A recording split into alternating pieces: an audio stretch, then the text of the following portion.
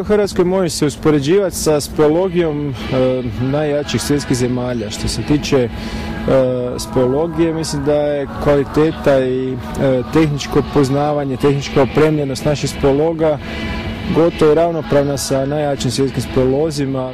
Tome je doprinijelo zapravo otkriće Lukine jame 1992. godine i nakon te 1992. godine hrvatska speleologija je zapravo u jednom uzletu, jer se od 1992. godine su se pronašle i otkrile 3 tisućice u Hrvatskoj, 3 jame dublje od 1000 metara i to je zapravo doprinijelo da se speleologija jako razvija. Sve bolja tehnička opremljenost i financijska situacija doprinijela je razvoju speleologije u Hrvatskoj, a samim tim i uključeno sve većeg broja ljudi u toj djelatnosti. Prema politici HGSS-a svaki spasitelj mora biti sposoban uspješno obaviti sve segmente spašavanja. Pa ja mogu reći da od 2000. godine se intenzivno radi na tome. Danas imamo 120 ljudi koji su prošli tu osnovnu obuku. Speleološko spašavanje je vrlo komplicirano. Za sad krećemo sa specijalističkim tečajevima. Najdalje smo napredovali sa tečajem speleološkog spašavanja. Tu na razini Hrvatske planiramo obučiti 3 tročlane ekipe, što je sasvim dovoljno. To je užasno kompleksno i školovanje takvih ljudi traje više od 10 godina uopće da bi mogli raditi. Zatim ekipe minjerske koje bi trebale proširivati uske prolaze, iza toga ekipe koje bi se specijalizirale za pružanje prve pomoći u podzemlju, tako da takav vid spašavanja ima jako puno specijalnosti. Pa na sreću akcije speleološkog spašavanja nisu toliko česte, ali bi se usudio reći da su sigurno najkompleksnije i najzahtjevnije akcije. Ako usporedite recimo najveću stijenu u Hrvatskoj, Anića Kuk, koji ima 350 metarsku stijenu, ili na Biokovu, ajde u posljednje vrijeme ima i 600 metarskih smjerova, Lukina jama je duplo veća. Sad se zamislite nešto što je duplo veće i još je u mraku i ima i uskih dijelova, tako da to zahtijeva jako velik angažman velikog broja ljudi i izuzetno dobru tehničku opremljenost i logistiku. Inače, od samog osnutka Hrvatska gorska služba spašavanja imala je negdje oko 70-ak akcija u speleološkim objektima, ali na sreću nijedna nije bila toliko kompleksna. Uglavnom je riječ o nekakvim malim ili manjim speleološkim objektima i te akcije su uglavnom mogle rješavati do sada zasebno stanice na čijim se to području i lokalitetima dogodilo. Najkompleksnije i najkompliciranije su bile recimo ova prije 2 godine kad smo spašavali belgijskog speleologa.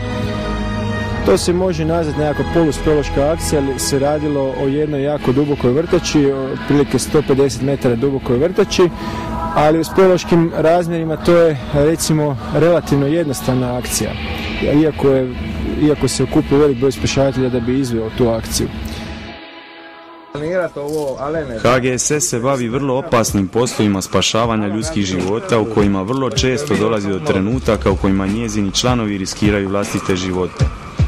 Stoga je potrebno uz izrazito dobre fizičke sposobnosti posjedovati vrlo jake pokretačke motive. Jedna od takvih provjera provodi se u okviru zimskog tečaja HGSS-a koji se održava svake godine na Platku u planinskom zaleđu Rijeke. Na fizički najzahtjevnijem tečaju kandidati ubrzo dolaze do saznanja pronalaze li sebe u toj djelatnosti. Kroz 7-dnevno školovanje pripravnicima se demonstriraju tehnike spašavanja u zimskim uvjetima, različite tehnike skijanja, medicinskog zbrinjavanja unesrećenih osoba te načini na koji se oni transportiraju. Simulacijama različitih nesreća kandidate se stavlja u situacije koje bi ih trebale pripremiti i osposobiti za stvarne intervencije i akcije spašavanja. Po prvi put u povijesti u veljači 2008. godine na svjetskom skijaškom putu na Sljemenu nastupili su najbolje skijašice i skijaši svijeta.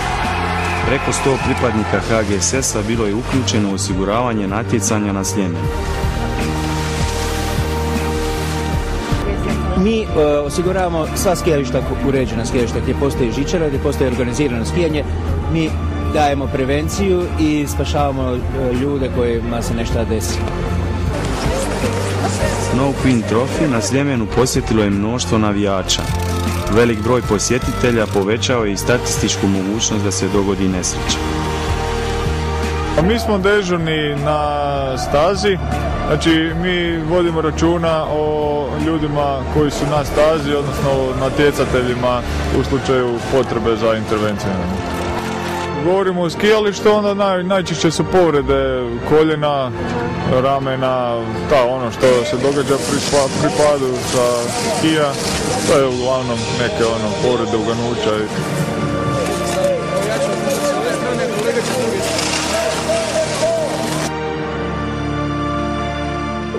Koji to motivi potiču spasitelje da riskiraju vlastite živote kako bi spašavali tuđe? Koliko zaista vrijedi život spasitelja u samom trenutku spašavanja i riskiranja da ga izgubi? Koliko vrijedi spašeni ljudski život?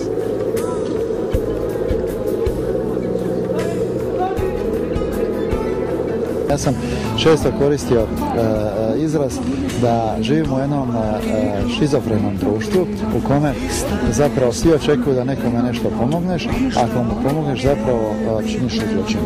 Nažalost, ta svijest, posebno u političkom dijelu upravljanja našom državom, nije do sada bila kao tako izražena, ali u posljednjih 4-5 godina doista moramo priznati da su učinjeni veliki koraci i postoji sve veće i veće razumijevanje i svijest da se ne može razvijati jedna normalna, uljuđena država, ne može se razvijati gospodarstvo, turizam, promet i tako bez sigurnosti. Znači, sigurnost je strateški preduvjet života svake osobe ponaosob, ali svake zajednice pa i države.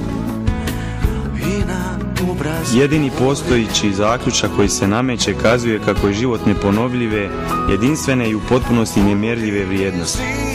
Zadovoljstvo koje se postiže za vrijeme i nakon uspješno izvršene akcije, zadovoljstvo postignuto spašavanjem ljudskog života, ujedno predstavlja jedinu naknadu koja spasiteljima ostaje kao neprocjenjiva i vječna nada. Samo da mi ugodiš, sa figom u srcu je lako dati časnu riječ.